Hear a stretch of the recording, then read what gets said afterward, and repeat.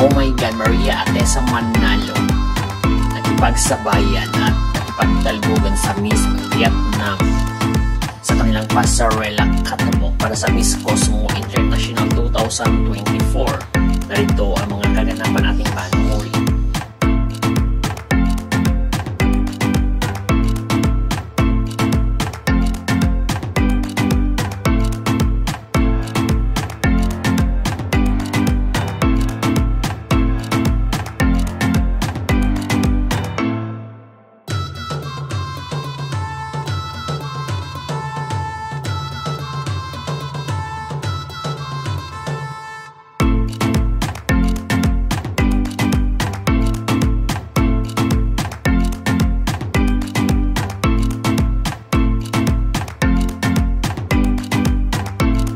Yokoneras, don't forget to hit the notification bell para updated kayo lagi sa aming mga bagong videos.